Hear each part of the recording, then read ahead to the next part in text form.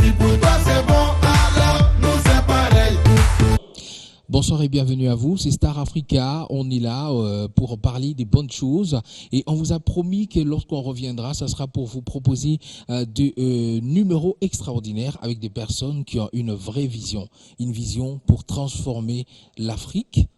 Et la RDC en particulier, on va dire, parce qu'aujourd'hui, nous allons nous adresser et parler avec une dame qui y est de nôtre, voilà, on va dire comme ça, mais aujourd'hui, elle est du côté de la France, où elle est adjointe au maire de Longwy, du côté de la France, hein, donc c'est une élue locale, comme on dit de l'autre côté, elle s'appelle Madame Bernadette Chungu, à qui nous disons bonsoir. Oui, bonsoir. Bonsoir, comment vous allez ? Je vais bien. Voilà, nous on est super contents de vous avoir sur ce plateau aujourd'hui et de pouvoir parler avec vous parce que dans Étoile d'Afrique, nous recevons les enfants d'Afrique qui ont une idée derrière la tête pour changer le quotidien de leurs frères, de leurs sœurs, de leurs amis ou des Africains en général. Et il se trouve que vous avez eu une idée magnifique, extraordinaire.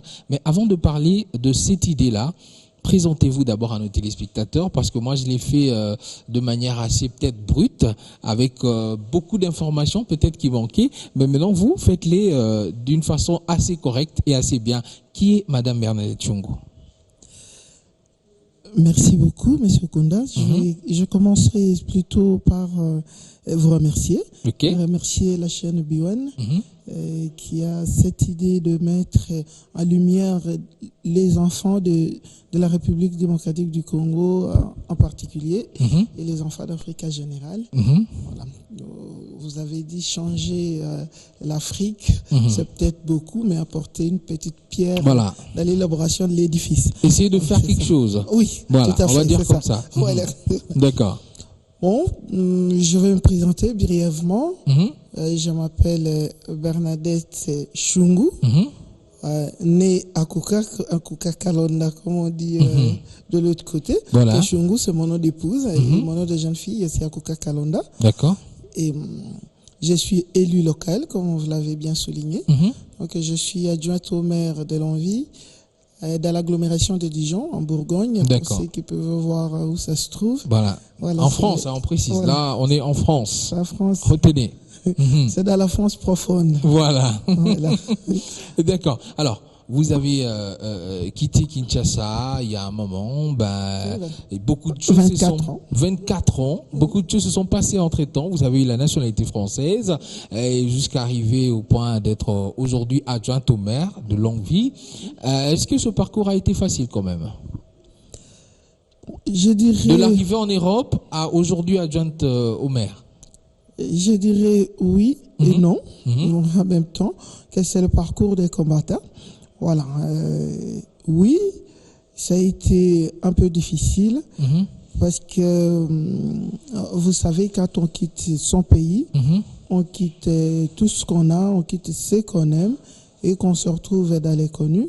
C'est un peu difficile et facile parce que avec un peu de volonté, avec un grand besoin et désir de l'intégration, je pense que la société française n'exclut pas les enfants qui s'intéressent à son histoire et à son vécu. Voilà.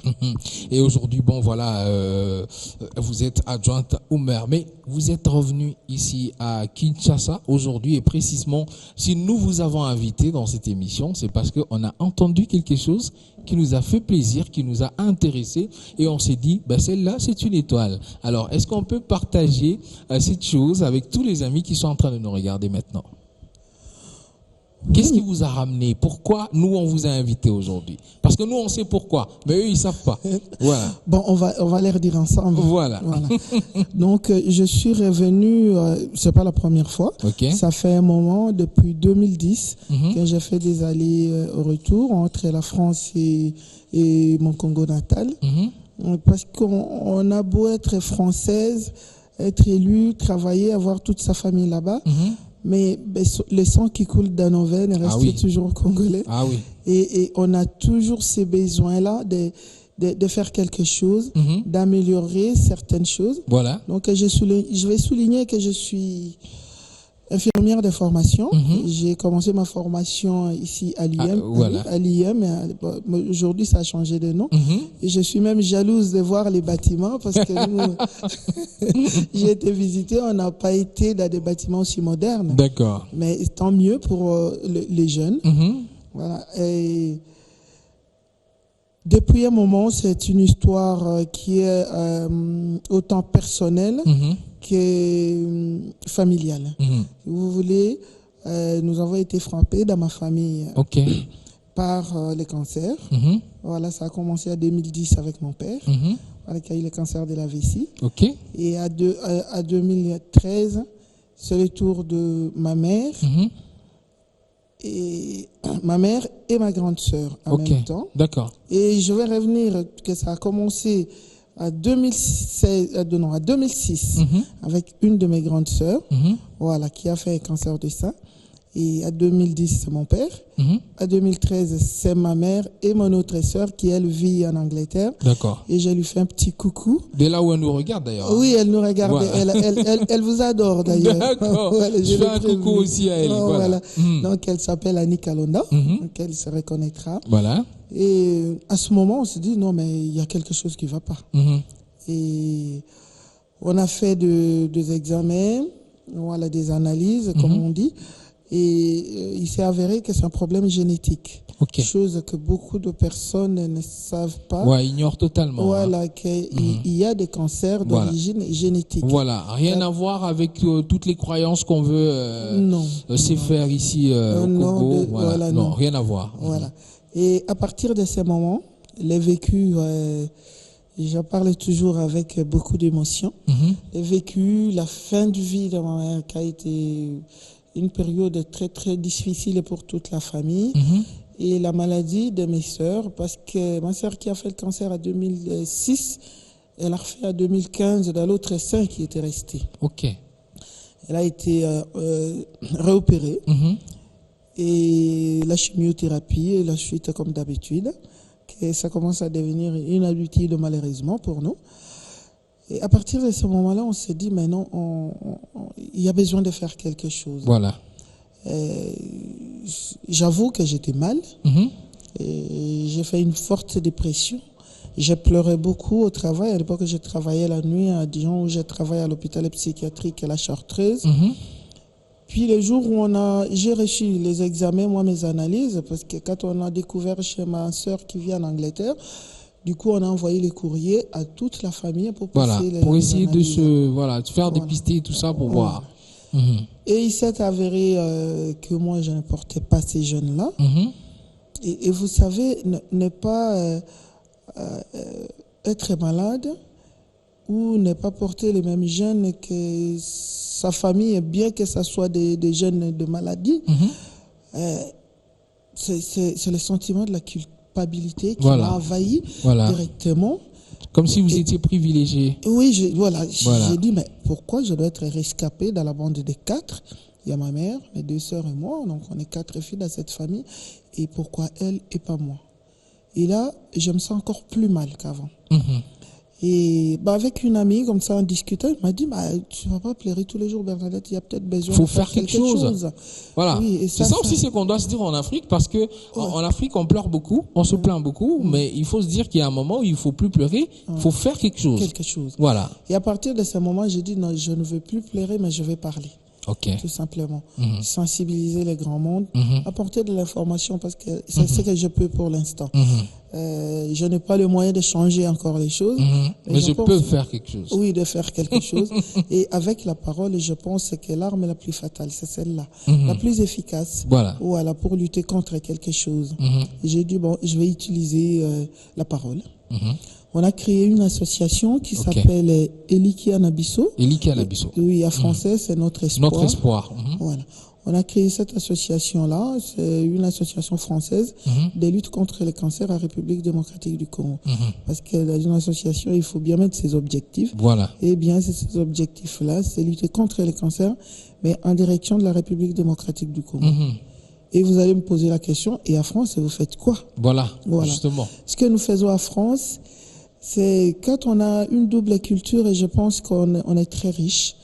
Et il s'avère que la République démocratique du Congo n'était pas une colonie française. Voilà. Le grand public français méconnaît la République démocratique. Voilà, ils sont plus penchés vers le Congo-Brazzaville. Oui, quand vous parlez du Congo, je suis habitué de dire République démocratique du Congo. Voilà. Quand vous dites je suis congolaise, tout de suite, je vous parle de Brazzaville.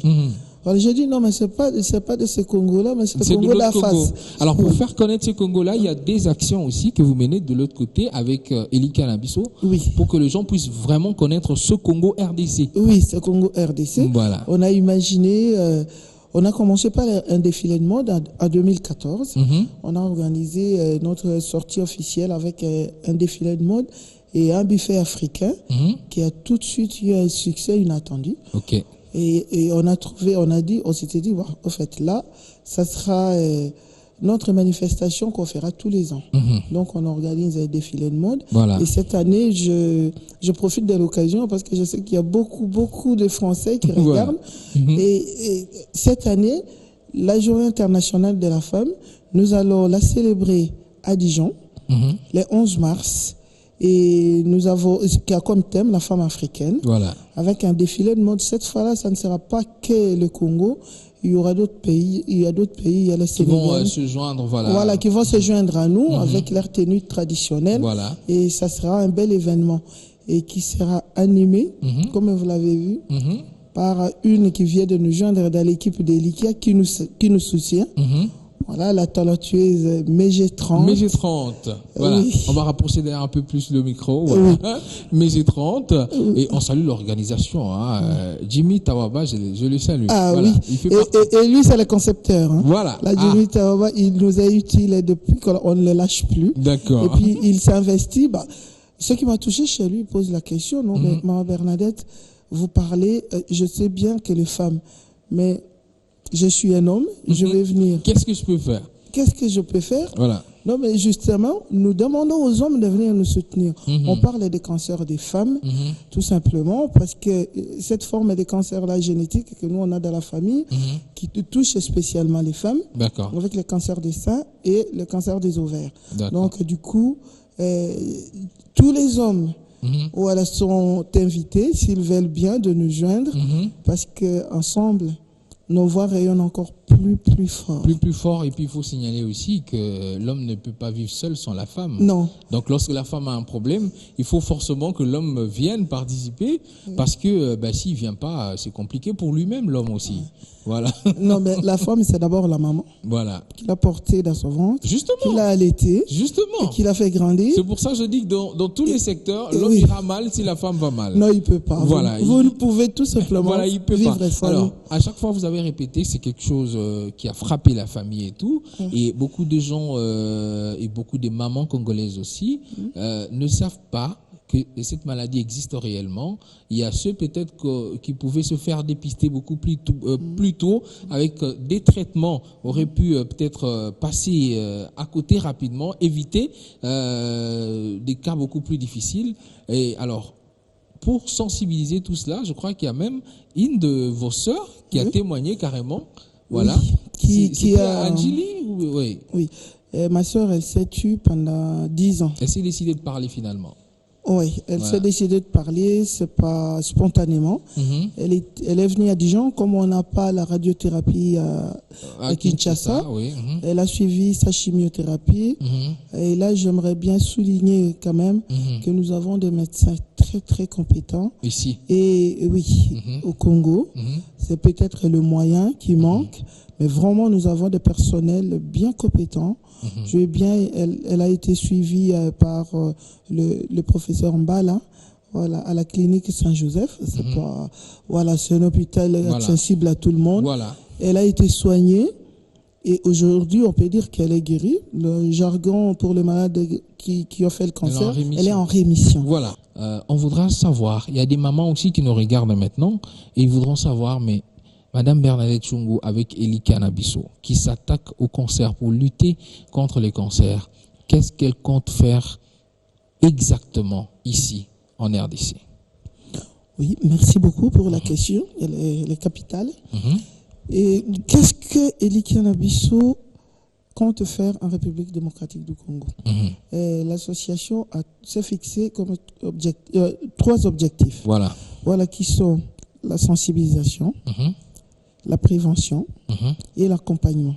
Ok. Mais la sensibilisation, c'est ce que nous faisons, c'est ce que nous sommes venus faire cette année, c'est-à-dire parler aux femmes, leur dire que le cancer existe. Pour toutes celles qui me suivent, même tous les hommes aussi, ils peuvent être le porteur de cette parole-là, que le cancer existe, mais ce n'est pas une fatalité.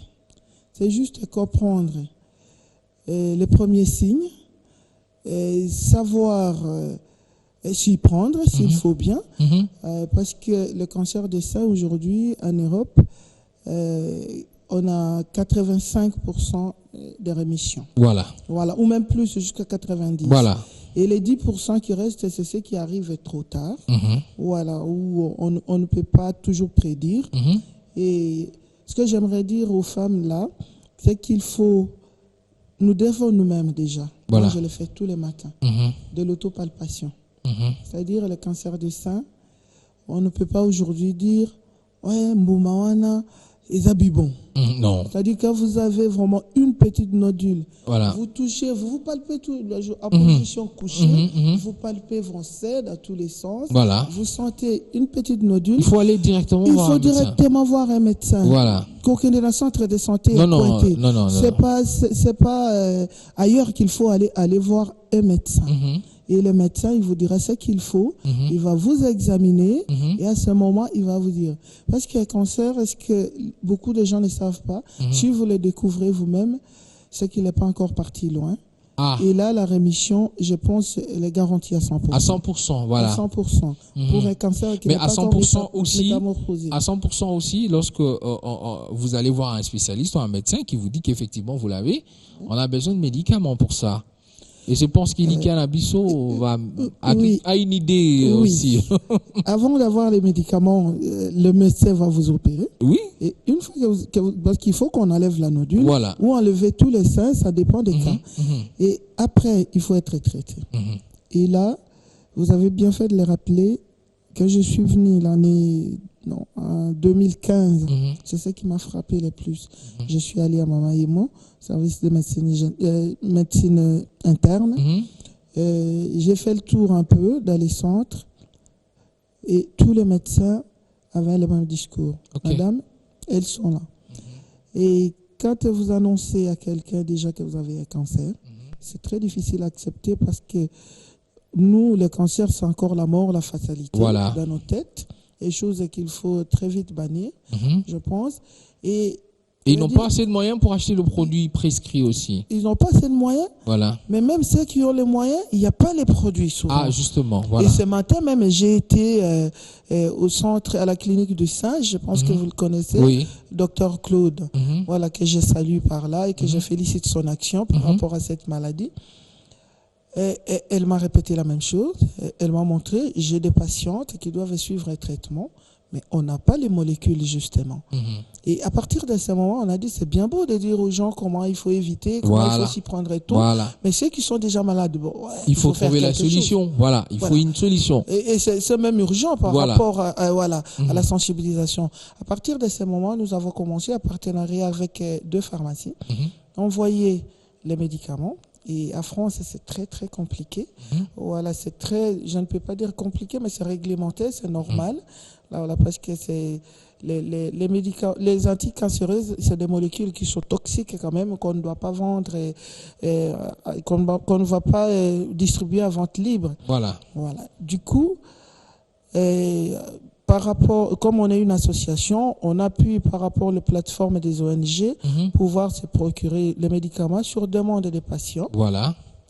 Et à ce moment, on a fait le démarche parce que moi, le cancer, j'en parle à tout le monde et partout.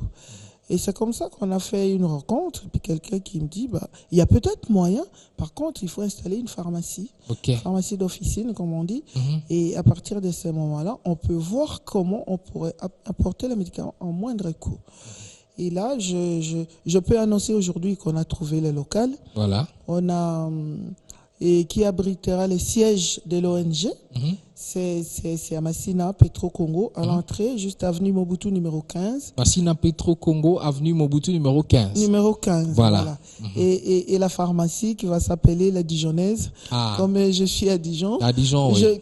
Je veux bien faire connaître la République démocratique du Congo aux Dijonnais, mais j'aimerais bien aussi que les Quinois connaissent les Dijon aussi. Voilà. Et j'ai comme vocation dans l'avenir d'amener des Dijonnais pour découvrir mon beau pays. Faire le pont entre les deux pays. Oui, voilà. Tout à fait.